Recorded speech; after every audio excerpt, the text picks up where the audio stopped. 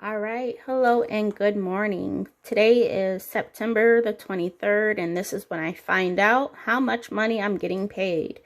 So if you guys know, from my last paycheck, I was approved for short-term disability, which I am very grateful for. And so yeah, let's go over everything. Let me cover this up because we'll cover that last. I don't want to distract y'all, okay? So, before I was doing weekly paychecks, right, because I was only working at Amazon, I did not know what I was going to be doing with my full-time job. So, I color coded each week. Now, obviously, with short-term disability, I will be paid on the same schedule as I always have been, which is bi-weekly. So, here we go. We'll be covering it from September 25th through October 8th. So, let's go over the bills. Now, as I wrote them down, I decided to still write everything down weekly. So I kept this the same. Rent is of $205 for the week, allowance of $37.50, which is half of me and Jamez's allowance for the month. Gas for the car would be $15. Our cell phone bill will be $22, and our Richmond utilities will be $20. Now, this $75 Google debit card from that Google research that I did put the full $75 towards my Xfinity mobile cell phone account for me and Jamez. 50 of those dollars went towards my cell phone bill, and then the other $25 from this prepaid debit card went towards future payments, so that how can I say it?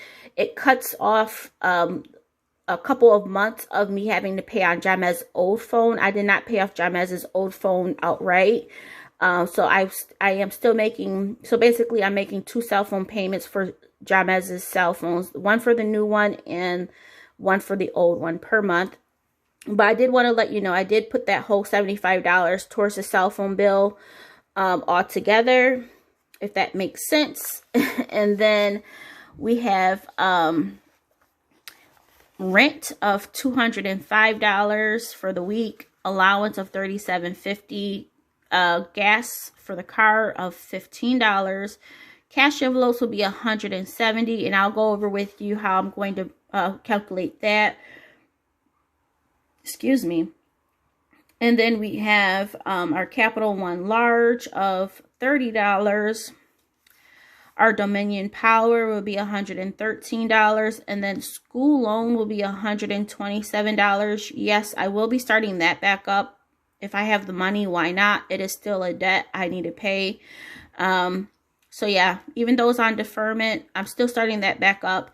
Last month, for the month of September, I did not make a payment because with me just working at Amazon, I did not have additional money to throw towards the school loan. And so the total amount of all of these bills for the 2 weeks will be a total of $1,147.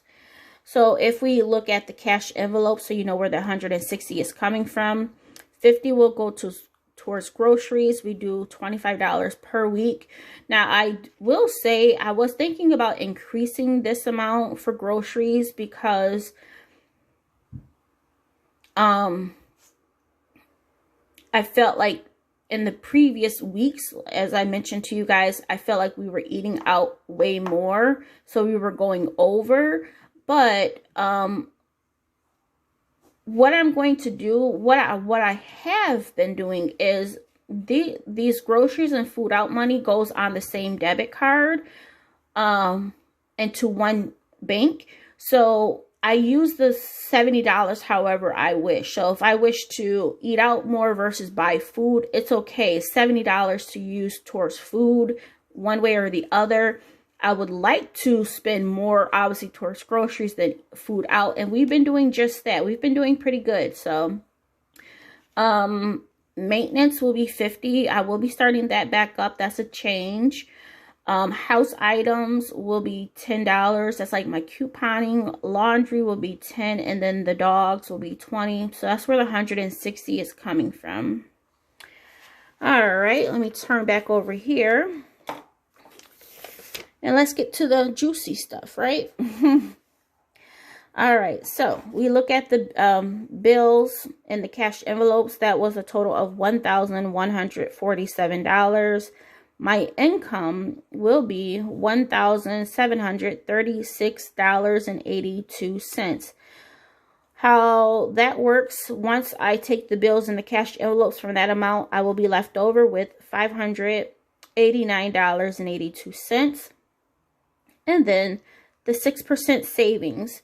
You know, what this is versus me catching on with everybody else and doing like the 52-week challenge and things like that. I did do the change challenge. I'm still doing that, but of course I'm not using as much change because of the cash because of the coin shortage.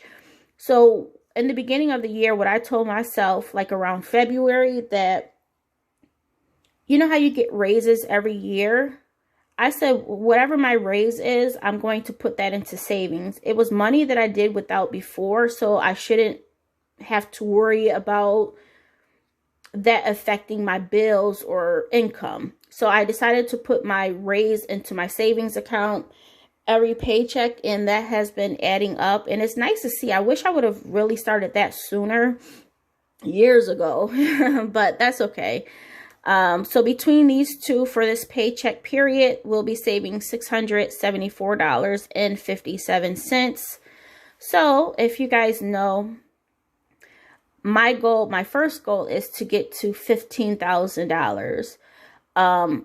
With this amount being added, once that is paid out and put into my savings, that will bring my total savings to $14,322.65. So to reach my goal of the $15,000, we will be $677.35 away.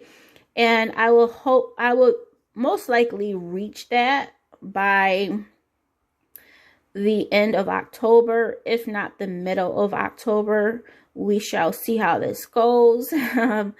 We may actually be able to hit that by next paycheck. We'll see. We shall see, because I've been doing really good with not using my credit cards for like additional eating out and things like that, and buying additional things we don't really have the money for that has not been in the budget. We've really been sticking on budget, y'all.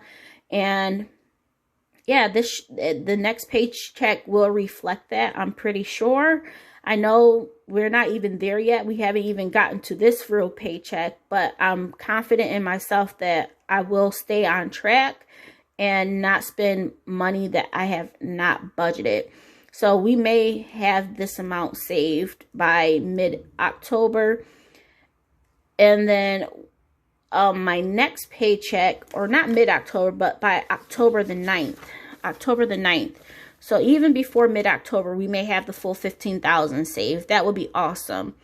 And then my second goal is to reach $20,000 by the end of the year. Is that doable? It is definitely doable, because I know I can save up to $1,000 every month like I was before. Because if you guys have been following my journey, before I became debt-free, I was putting at least $1,000 towards my Discover credit card to pay that off.